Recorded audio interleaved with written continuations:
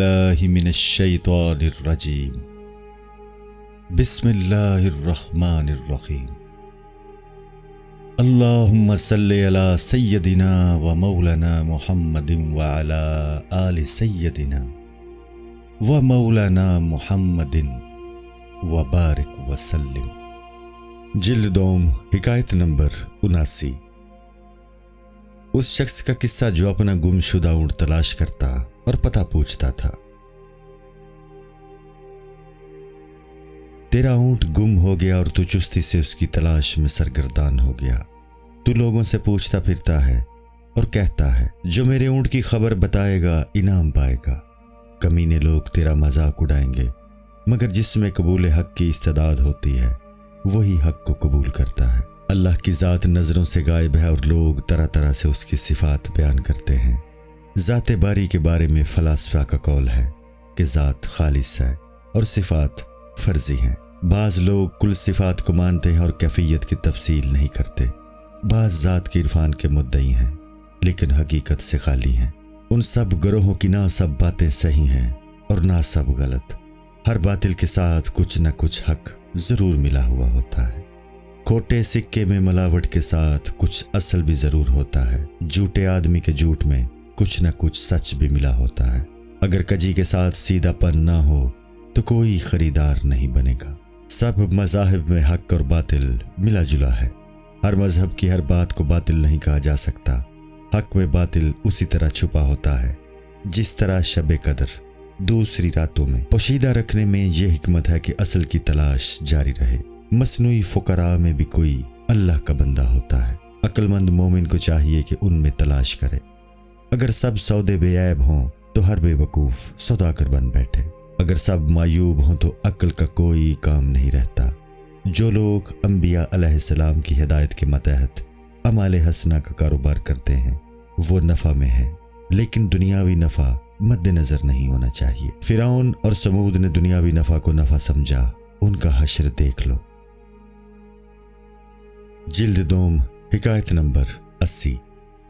ہر چیز کی آزمائش کرنا تاکہ اس کی بھلائی اور برائی ظاہر ہو جائے۔ چونکہ دنیا میں نہ خیر محض ہے اور نہ شر محض، اس لیے ہر چیز پر غور کر لینا چاہیے۔ قرآن میں ہے ثم ارجع البصر کرتین ینقلب الیک البصر خاسئا وہو حسیر۔ پھر بار بار نظر کو لوٹا، وہ کسیانی ہو کر تھکی ماندی تیری طرف واپس ہوگی۔ کیا تو آسمان میں کوئی شگاف دیکھتا ہے؟ اگر وہ آسمان کو غور سے دیکھنے کی تاکید کرتا ہے تو زمین پر کتنی بار نظر ڈالنا اسے پسند ہوگا۔ اپنے اخلاق میں سے اچھے برے میں تمیز کرنے کے لیے بھی عقل پر زور دینے کی ضرورت ہے۔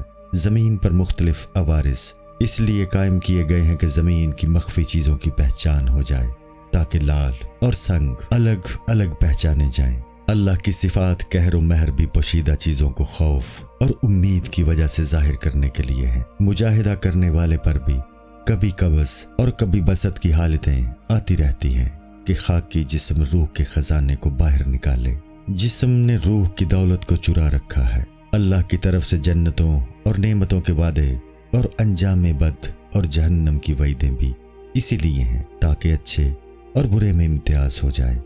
عقل کے علاوہ شیخ کامل بھی یہی کام کرتا ہے، لیکن شیخ کو پہچاننے کے لیے فطرت سلیمہ کی ضرورت ہے۔ سلیم فطرت والا عہد الست سے اس ذوق سے واقف ہے، اس لیے وہ ذوق کی ہر حالت کو پہچان لے گا۔ حضرت موسیٰ علیہ السلام کی والدہ کو دودھ پلا کر صندوق میں بند کر کے دریا میں بہانے کا حکم اسی لیے دیا گیا کہ وہ اپنی ماں کے دودھ سے آشنا ہو کر غیر دودھ پلانے والیوں سے منہ موڑ لیں۔ شیخ کامل کا دیا ہوا ذوق ناقص شیخ مہیا نہیں کر سکے گا۔ جب انسان تلاش حق میں نکلتا ہے تو مختلف لوگوں سے اس کا واسطہ پڑتا ہے۔ بعض صحیح لوگ ہوتے ہیں، بعض غلط۔ اگر انسان میں فطرت سلیمہ موجود ہو اور اس میں عہد الست کی بو ہو تو وہ صحیح اور غلط کی پہچان کر لے گا۔ بعض لوگوں میں حقیقی طلب نہیں ہوتی، وہ دیکھا دیکھی پیر کے ساتھ لگ جاتے ہیں۔ اگر کچھ صحیح نشانیاں بتانے والا مل جائے تو اونٹ والے کو اس کے اونٹ کی تلاش میں آسانی رہتی ہے۔ اس کے بیان پر خوش ہوتا ہے اور اس کے بتائے ہوئے راستے پر چلتا ہے کہ اونٹ تک پہنچ جائے۔ اس کی جسمانی اور روحانی طاقت میں اضافہ ہو جاتا ہے۔ वो उसे कहता है कि जब तूने मुझे सही निशानियां बता दी हैं तो मेरे साथ चल और उसको पकड़वा दे। जो गुमशुदा ऊंट का मुतलाशी नहीं और महज मुकाबले या नकल की वजह से तलाश का मुद्दई बन गया है, उसके लिए सही अलामतें भी कोई माने नहीं रखती। वो तो सिर्फ हकीकी तालिब की नकल उतार रहा है। सही तालिब की खुशी से उस नक्काल को भी ये महसूस हुआ कि वो हकीकी तालिब था, लेकिन इस तरह उसको भी अपने पुराने गुमशुदा ऊंट का ख्याल आ गया जिसे उसने फरामोश कर रखा था। सही तालिबों के साथ अगर कोई नक्काल लग जाए तो बाज़ औक़ात उसको अपनी गुमशुदा चीज भी याद आ जाती है और तलाश से वो उसे हासिल कर लेता है। उसमें इखलास पैदा हो जाता है और उसकी तलब भी हकीकी हो जाती है। वो कहता है, तेरी नक्काली करने ने मुझे हकीकी तलब तक पहुंचा दिया। वो शख्स काबिल मुबारकबाद है जो अपना ऐब देखे। अगर कोई अपना ऐब बताए तो उसे अपने लिए तस्लीम करे। अगर वो ऐब तुझ में नहीं है तो मुतमईन ना हो सकता है वो ऐब तुझ में जाहिर हो जाए। अपने ऐब को तस्लीम करना इनकिसारी इख्तियार करना है जो अल्लाह की रहमत का सबब और मुकाम है। शैतान मुअल्लमुल मलकूत था फिर भी इब्लीस बना, तो इंसान को अपने बारे में मुतमईन ना होना चाहिए। दूसरों की ऐब जोई की बजाय अपने अयूब की निगरानी करनी चाहिए। जब तक अपना ऐब ज़ाइल न कर लो दूसरे को ताना ना दो। खुदा का शुक्र करो कि तुम दूसरों के लिए बाइसे इबरत नहीं बने। जिल्द दोम हिकायत नंबर 81। गज़ों का एक शख्स को कत्ल करने का इरादा करना कि दूसरा डरे। ये तुर्कों की एक गारतगर कौम थी। उन्होंने एक गांव के 2 आदमियों को पकड़ लिया और उनमें से एक के हाथ पांव बांध दिए और उसे मारने लगे। उसने कहा, मुझे कत्ल क्यों करना चाहते हो जबकि मैं मुफलिस हूं? वो बोले, इसलिए कि तेरे दोस्त पर दहशत तारी हो और वो अपनी दौलत दे दे। वो बोला, वो तो मुझसे भी मस्कीन है, पहले उसे कत्ल करो ताकि मैं रुपए का पता बता दूं। खुदा का कर्म देखो कि हम आखिरी जमाने में आए और कौम नूह अलैहिस्सलाम और कौम हूद अलैहिस्सलाम की हलाकत हमें दिखा दी। उनको बर्बाद किया ताकि हम सबक हासिल कर लें। जिल्द दोम हिकायत नंबर 82। उन लोगों की हालत का बयान जो अंबिया अलैहिस्सलाम और औलिया रहमतुल्लाह अलैहिम के वजूद की नेमत के नाशुक्रे हैं। अल्लाह ने पहली कौमों को कमीनी दुनिया से इश्क और हवस का जिक्र किया है और नसीहत करने वालों के साथ उनके सुलूक का जिक्र किया है। उनके बुरे अहवाल और बुरे अंजाम हमारे सामने खोल दिए हैं। तू उनसे इबरत क्यों हासिल नहीं करता? अगर कोई बुजुर्ग लोगों की बुराई पर बर्दाश्त से काम लेता है तो तू कहता है ये आजिज है, किसी का क्या बिगाड़ लेगा। अगर गुस्सा करे तो तू उन्हें मगरूर कह देगा। तू उनसे मुनाफिकत बरतता है। दीन पर अमल ना करने की वजह बाल बच्चों की मसरूफियत बताता है। बगैर कोई अमल किए बुजुर्गों से बात नहीं तवज्जो चाहता है ताकि वली बन जाए। ये तेरी सारी मजबूरियां खुदा और दीन के मामले में है, शैतान और खाने कमाने के मामले में नहीं है। दुनिया के लिए भागा फिरता है और दीन के मामले में बेअमल साबिर बनकर बैठा है। दुनिया के कामों में पूरी तवज्जो देना दरअसल अल्लाह से बेनियाजी है। बेअमल का बगैर जुस्तजू किए ये कहना कि अल्लाह गफूर रहीम है, बख्श देगा, शैतानी वसवसा है। हजरत इब्राहीम अलैहिस्सलाम ने अपने मबूद की तलाश में फरमाया, मैं दोनों जहानों में जब तक अपने रब को न पहचान लूं किसी की तरफ निगाह नहीं उठाऊंगा। जब हजरत इब्राहीम अलैहिस्सलाम का ये हाल है तो उन लोगों पर तवज्जुब है जो खुदा की ज़ात व सिफात को पहचाने बगैर जिंदगी बसर करते हैं। खुदा की मार्फत के बगैर खाना पीना जानवरों का काम है। कुरान में खुदा ने उन्हें चौपाए कहा है, जिसने मार्फत हासिल किए बगैर जिंदगी गुजारी, अगरचे वो कितना ही काबिल और होशियार हो, उसने दुनिया की जिंदगी भी फजूल गंवाई और आखिरत का तोशा भी हासिल ना किया। तू जो कहता है अल्लाह गफूर है, बख्श देगा, ये तेरे नफ्स का धोखा है। अगर तू रब को मानता है तो उस गम में क्यों मरा जा रहा है कि हाथ में रोटी नहीं। जिल्द दोम हिकायत नंबर 83। एक बूढ़े का तबीब से अपनी बीमारियों की शिकायत करना और उसका जवाब। इस हकायत का मतलब यह है कि जब किसी के नफ्स की बुराई जाहिर की जाती है तो उसके नफ्स को बहुत बुरा लगता है, लिहाजा नफ्स का इलाज जरूरी है।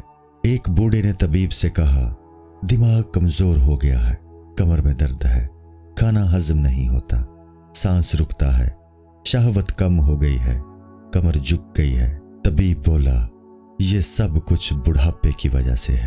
بوڑھا بولا اے بد دماغ، تیرے علم نے تجھے یہی سکھایا ہے؟ کیا ہر مرض کا علاج نہیں ہے؟ تو بالکل گدھا ہے۔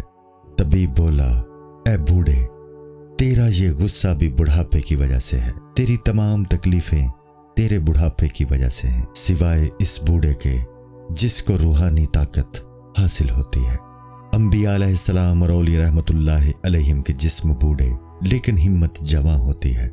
لوگوں کا ان سے حسد اور بغض کامل لوگوں کے کمال کی دلیل ہے۔ اگر حاسد یہ جان لے کہ ان کے ساتھ قیامت میں کیا ہونے والا ہے تو وہ کبھی کاملین کے ساتھ برا سلوک نہ کریں۔ انبیاء علیہ السلام اور اولیاء علیہ السلام کے جسموں کی اجزاء اللہ کی بہشت اور دوزخ کے مظہر ہیں۔ چونکہ وہ اخلاق خداوندی حاصل کر چکے ہیں، اس لیے ان کے مراتب تصور سے بالا تر ہیں۔ جو فکر انسانی میں سما جائے وہ فانی ہے، خدا نہیں ہو سکتا۔ خدا وہی ہے جسے عقل سمجھ نہ سکے۔ کاملین کے گستاخ کبھی جرت نہ کریں اگر یہ جان لیں کہ ان کے باطن میں کیا ہے۔ بے وقوف لوگ مسجد کی تعظیم تو کرتے ہیں لیکن بزرگوں کے دل کی تعظیم نہیں کرتے، جو کہ حقیقی مسجد اور خانہ خدا ہے۔ اولیاء رحمت اللہ علیہم کے دل کو ستانا قوم کی ہلاکت کا سبب بنتا ہے۔ گستاخوں کی نگاہ صرف اولیاء رحمت اللہ تعالی علیہم کے جسم پر ہے، ان کی روح ان کے پیش نظر نہیں ہے۔ اگر کسی پر خدائی گرفت نہیں ہوتی تو یہ نہ سمجھنا چاہیے کہ کبھی گرفت نہ ہوگی۔ جلد دوم، حکایت نمبر 84۔ ایک بچے کا قصہ جو باپ کے جنازے کے آگے روتا تھا اور شیخ چلی کی بات۔ پہلے قصے میں بتایا گیا تھا کہ ہر انسان میں وہ خصلتیں موجود ہیں جو برباد شدہ قوموں میں تھی لیکن وہ ان سے غافل ہے۔ اس قصے میں ایک بچہ اپنے باپ کے جنازے کے ساتھ روتا جاتا ہے اور کہہ رہا ہے کہ یہ لوگ تمہیں وہاں لے جا رہے ہیں جو جگہ بہت تنگ ہوگی، آرام کی کوئی چیز وہاں موجود نہیں ہوگی، نہ قالین، نہ چراغ، نہ کھانے، نہ پینے، نہ دوست، نہ رشتہ دار۔ آپ کا خوبصورت بدن اس میں کیسے رہے گا؟ شیخ چلی یہ باتیں سن رہا تھا۔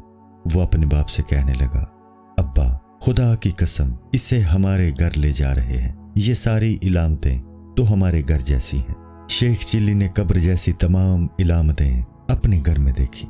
اسی طرح ہلاک شدہ قوموں کی علامتیں ہر انسان میں موجود ہیں۔ جس دل میں خدا کا نور نہ ہو وہ اللہ کی محبت سے بے ذوق ہے۔ اس دل سے تو قبر کا گڑھا بہتر ہے۔ اپنے دل کو اس گڑھے سے نکالنا انسان کا اپنا کام ہے۔ جس طرح حضرت یوسف علیہ السلام عارضی طور پر قید خانہ میں چلے گئے تھے اور پھر باہر نکلے، تو بھی اپنے دل کو قید خانے سے باہر نکال۔ حضرت یونس علیہ السلام نے مچھلی سے نجات کے لیے تسبیح پڑھی تو مچھلی کے پیٹ سے آزاد ہوئے۔ تو بھی تسبیح پڑھ۔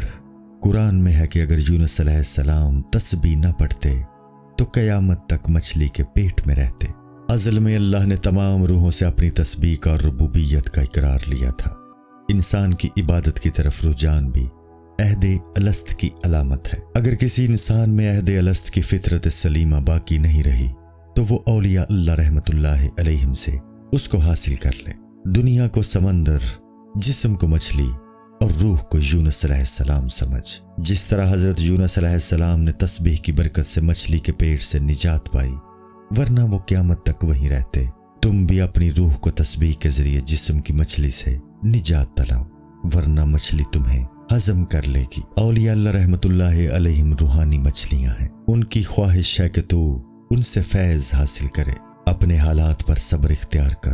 جس طرح پل صراط سے گزر کر جنت میں داخلہ ہے، اسی طرح صبر سے روحانی کشادگی حاصل ہوگی۔ صبر کی تلخی برداشت کرو گے تو اللہ کے بندوں کی طرح صبر کی لذت سے بھی آشنا ہوگے۔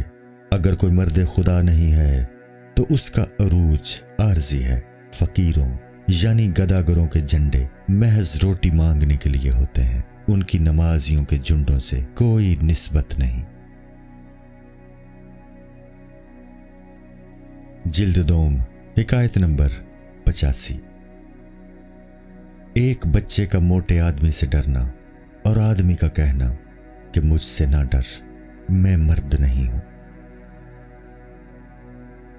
ایک بچہ ایک موٹے تازے آدمی کو دیکھ کر ڈرا کہ نامعلوم یہ کیا کرے گا۔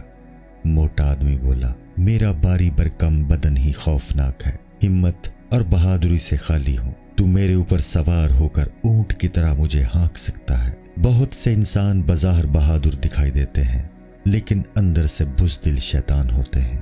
ایک ڈول درخت پر لٹکا ہوا تھا، درخت کی شاخیں ہوا سے اس پر ضرب لگا دیتی تھی۔ کسی لومڑی نے اس سے ڈر کر اپنا چھوٹا شکار چھوڑ دیا۔ بنے ہوئے شیوخ کی بھی یہی صورت ہوتی ہے کہ عوام ان کی باتوں اور جسموں کے دھوکے میں آ جاتی ہے۔ اگر کوئی بزدل میدان میں بہادری کے ہتھیار باندھ کر نہ آتا تو بچا رہتا۔ مکر و فریب کا جال یعنی ہتھیار خود انسان کا پیدا کرتا ہے اور وہی اس کی ہلاکت کا باعث بنتا ہے۔ ہیلے چھوڑ دے، خلوص سے اللہ کو طلب کر، اپنے آپ کو سادہ لوح بنا لے اور بدبختی سے بچ جا۔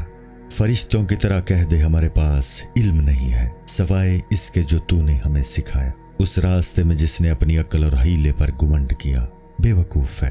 آخرت کے معاملے میں صرف کارآمد عقل ہی سے رہنمائی مل سکتی ہے، ورنہ پرخلوص جہل چالاکی کی عقل کے مقابلے کامیاب ہو جاتا ہے۔ جلد دوم، حکایت نمبر 86۔ ایک بدو کا قصہ جس نے بورے میں ریت بھری اور عقل مند کا اسے ملامت کرنا۔ ایک بدو اونٹ پر گیہوں کا بورا لے جا رہا تھا۔ وزن دونوں طرف برابر رکھنے کے لیے دوسری طرف ریت کا بورا تھا۔ اونٹ وزن زیادہ ہونے کی وجہ سے بیٹھ گیا۔ ایک سوال کرنے والے نے اس سے پوچھا، تو نے کیا بھرا ہوا ہے؟ وہ بولا، ایک بورے میں گیہوں ہے اور وزن برابر کرنے کے لیے دوسرے میں ریت ہے۔ عقل مند نے کہا، بجائے ریت بھرنے کے گیہوں کو ہی آدھا آدھا بھر لیتے۔ بدو کی عقل میں یہ تجویز نہ آئی تھی۔ وہ بہت خوش ہوا۔ اس نے پوچھا، اے دانا، اپنا کچھ احوال بتا، تو بادشاہ ہے یا وزیر ہے؟ تو کتنا امیر ہے؟ تو بہت عقل مند ہے، تیرے پاس تو خزانے ہوں گے۔ اس نے کہا، میرے پاس کچھ نہیں ہے، روٹی کی امید پر مارا مارا پھرتا ہوں۔ بدو نے کہا، اتنی عقل کے ہوتے ہوئے اتنا افلاس تو بدبختی کی دلیل ہے۔ تیرا ساتھ میرے لیے بہتر نہیں ہے، میری بے وقوفی تیری عقل سے بہتر ہے۔ تو اپنی عقل اور دانائی کو کم کر لے تاکہ بدبختی کم ہو جائے۔ وہ چالاکی اور دانائی جو فطری ہو اور اللہ کے نور سے بے فیض ہو، بدبختی کا سبب بنتی ہے۔ دنیا کی سمجھ ظن اور شک بڑھاتی ہے اور دین کی سمجھ آسمان پر لے جاتی ہے۔ عقل والے اکثر مکر اور ہیلے سیکھتے ہیں۔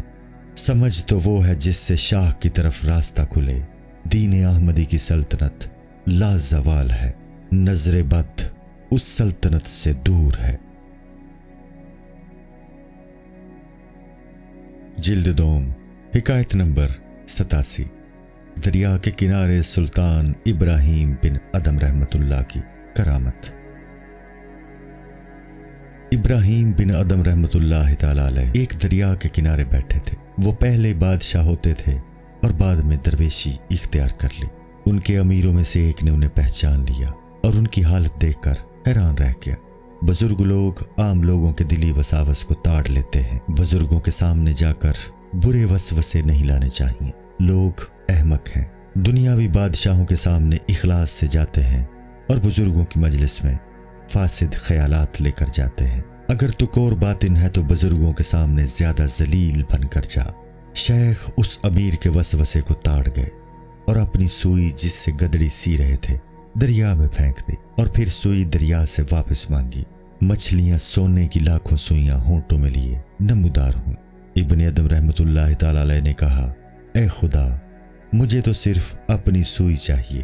ایک اور مچھلی ان کی سوئی منہ میں لیے حاضر ہوئی۔ ابراہیم ادم رحمت اللہ علیہ نے سردار سے کہا، دنیا کی شاہی کا طلبگار نہ بن، روحانی شاہی طلب کر۔ عالم غیب ایک باغ ہے جس کا تھوڑا سا حصہ اس دنیا میں رکھ دیا گیا ہے۔ عالم غیب مغز ہے اور یہ دنیا اس کا ادنا چھلکا ہے۔ اگر عالم غیب کے باغ میں قدم نہیں پہنچتا تو اس کی خوشبو حاصل کرنے کی کوشش کر۔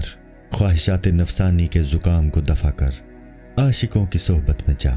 جب عالم غیب کی خوشبو سونگے گا تو روح عالم غیب کی طرف کھینچے گی اور آخرکار سینے میں تجلیات رب کا ظہور ہوگا۔ حضرت یوسف علیہ السلام کی قمیص میں وہی عالم غیب کی خوشبو تھی جس سے حضرت یعقوب علیہ السلام کی نابینا آنکھیں روشن ہو گئیں۔ یہی عالم غیب کی خوشبو حضور صلی اللہ علیہ وآلہ وسلم کو نماز میں محسوس ہوتی۔ فرمایا، میری آنکھوں کی ٹھنڈک نماز ہے۔ لطائف ستہ قلب، روح، نفس، سر، خفی، اخفی ایک دوسرے سے ملے ہوئے ہیں۔ اگر ایک مصفہ ہو جائے تو دوسرے بھی غذا حاصل کرتے ہیں۔ قلب کو ذکر کی غذا ملتی ہے تو دوسرے لطائف بھی متاثر ہوتے ہیں۔ آنکھ متاثر ہوتی ہے تو اس سے دل بھی اثر پکڑتا ہے اور اس میں کیفیت اخلاص، صدق اور عشق پیدا ہو جاتی ہے۔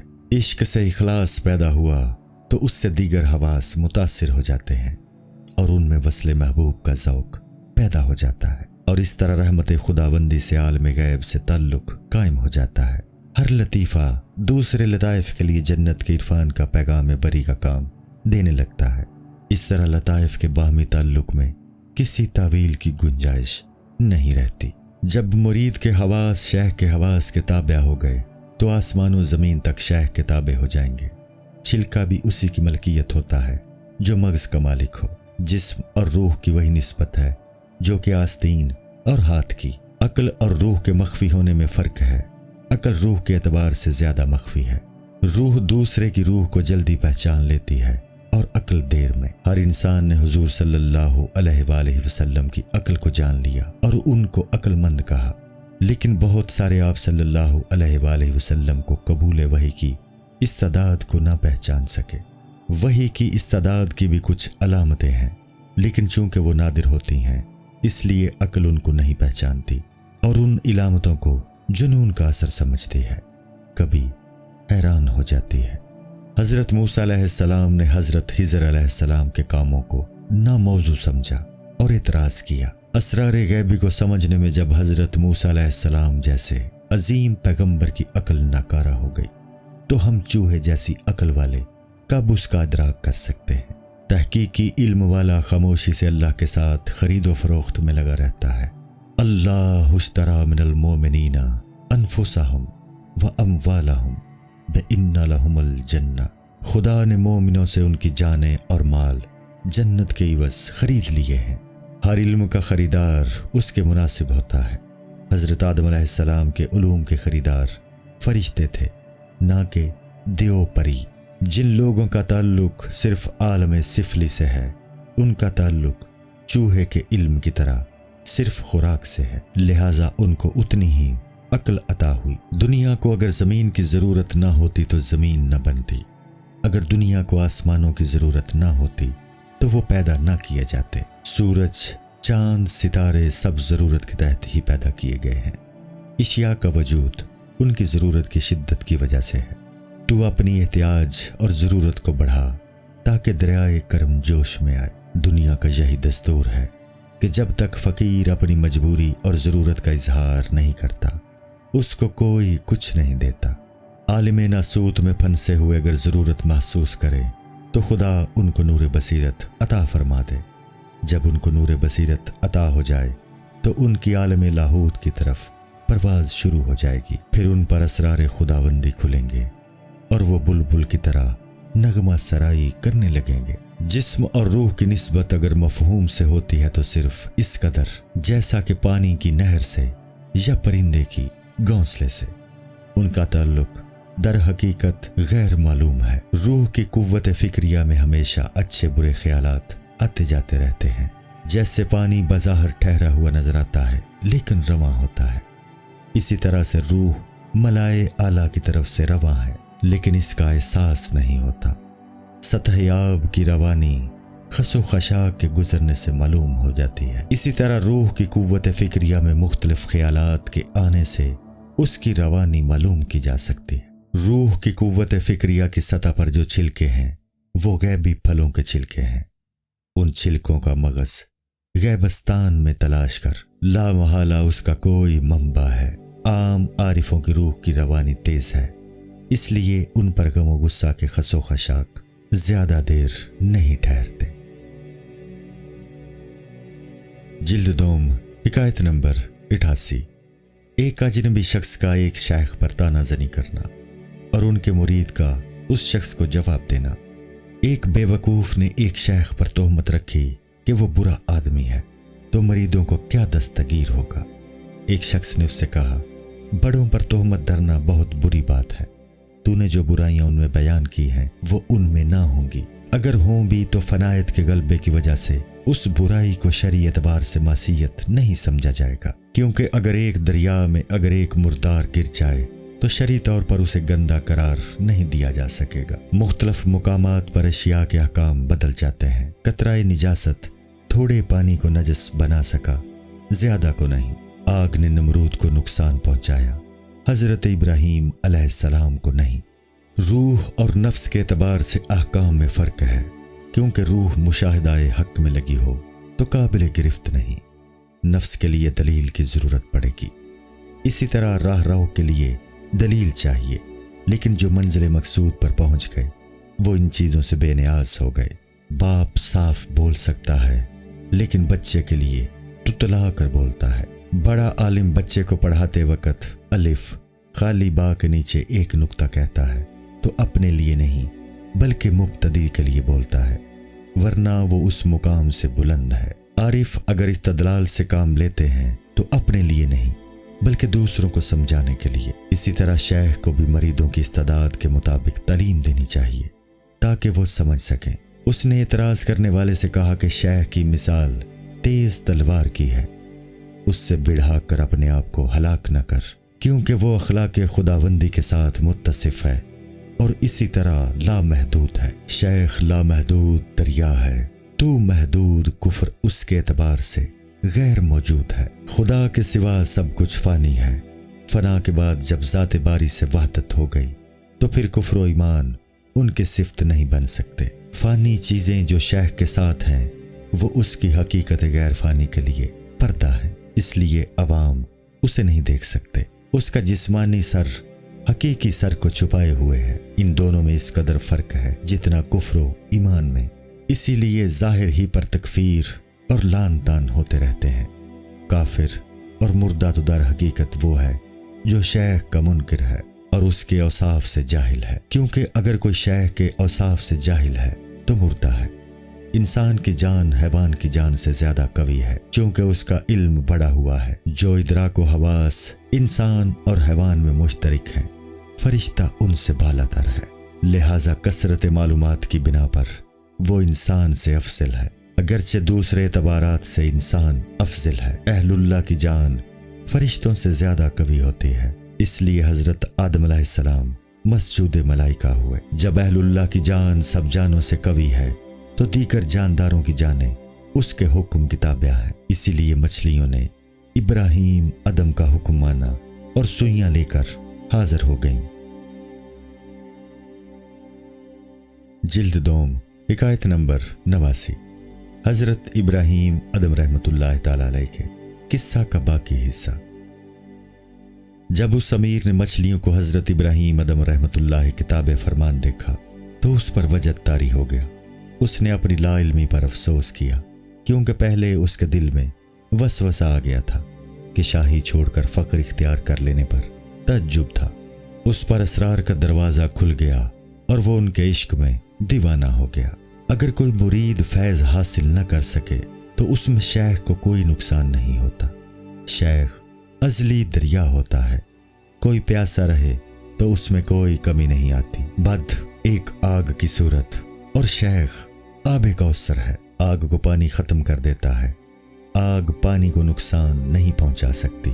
शेख में ऐब तलाश करने वाला बहिश्त में कांटा तलाश करता है, हालांकि कांटा तो वो खुद है। शेख में ऐब तलाश करने वाला खुद ऐबदार होता है। जिस हुनर को शेख हुनर न समझे वो हुनर नहीं है, और जिस यकीन को शेख यकीन न समझे वो यकीन नहीं है। पीर किबला की मानिंद होता है, उसकी तरफ दूर से भी रुख करने से फैज़ हासिल हो जाता है। गधा दलदल में फंसा हो तो निकलने तक तको दो करता है। ये दुनिया भी दलदल है, इससे भी निकलने की कोशिश करनी चाहिए। अगर कोई बदअमाली से निकलने की कोशिश न करे तो गधे से बदतर है।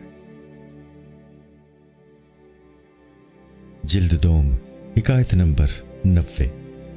ایک شخص کا دعویٰ کرنا کہ خدا گناہ کی وجہ سے میری گرفت نہیں کرتا، اور حضرت شعیب علیہ السلام کا اس کو جواب۔ ایک شخص یہ کہتا تھا کہ خدا نے میرے بہت سے عیب دیکھے ہیں لیکن اپنے کرم کی وجہ سے مجھے نہیں پکڑتا۔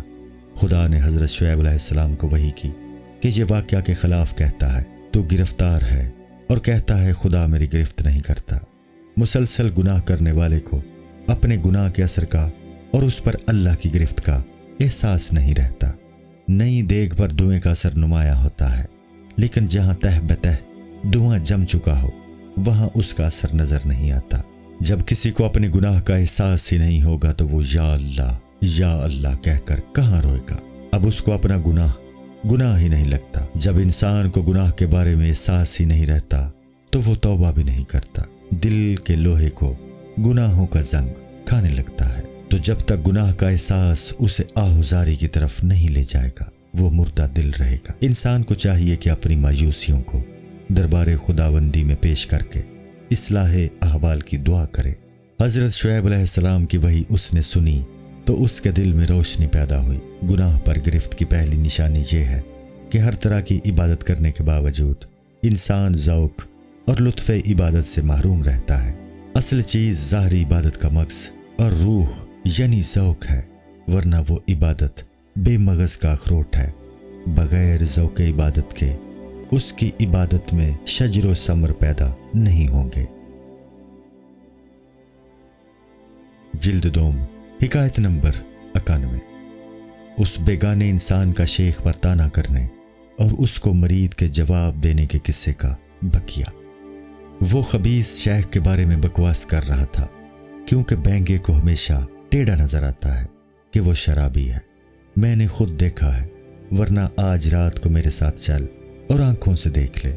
اس مجلس کے ایک روشن دان کے ساتھ جہاں شیخ شراب کی مجلس میں تھا، وہ دن میں مکاری سے بزرگ بنا رہتا ہے اور رات کو فسق و فجور کرتا ہے۔ اس نے شیخ کے ہاتھ میں بھرا ہوا جام دیکھا تو پوچھا، اے شیخ، آپ تو فرماتے تھے کہ شراب کے جام میں شیطان پیشاب کر دیتا ہے۔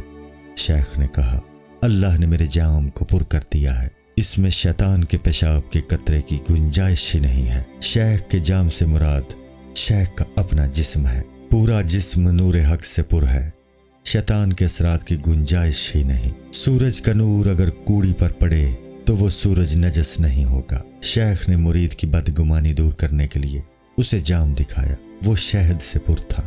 پھر فرمایا، جاؤ میرے لیے شراب لاؤ کیونکہ میری بھوک کی تکلیف بڑھ گئی ہے۔ میں مضطر کے حکم میں ہوں، جس کے لیے جان بچانے کے لیے حرام کھانا جائز ہے۔ وہ شراب خانے میں گیا، ہر مٹکے میں شراب کی جگہ شہد بھرا ہوا تھا۔ مرید نے شرابیوں سے دریافت کیا کہ کیا معاملہ ہے، کسی مٹکے میں شراب نہیں ہے۔ شیخ کی اس کرامت سے شرابی بے حد متاثر ہوئے، بولے، آپ نے شراب کو ناپاکی سے تبدیل کر دیا، ہماری جان کو بھی ناپاکی سے تبدیل کر دیجئے۔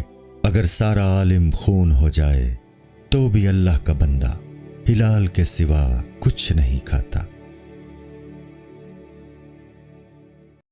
السلام علیکم۔ پوری کتاب دیکھنے کے لیے ہمارے یوٹیوب چینل صوفی سما کی پلے لسٹ میں جائیں۔ یہاں آپ کو مختلف بزرگوں کی کتابیں ملیں گی، اور جو کتاب پوری نہ ہوئی اس پر کام تیزی سے ہو رہا ہے اور ریگولر بیسس پر اپلوڈ ہوتی رہتی ہیں۔ آپ سے گزارش ہے کہ آپ ہمارے یوٹیوب چینل کو سبسکرائب کر لیں اور بیل نوٹیفیکیشن پر کلک کر لیں تاکہ ہماری آنے والی کتابیں آپ کو ملتی رہیں۔ جزاک اللہ خیر۔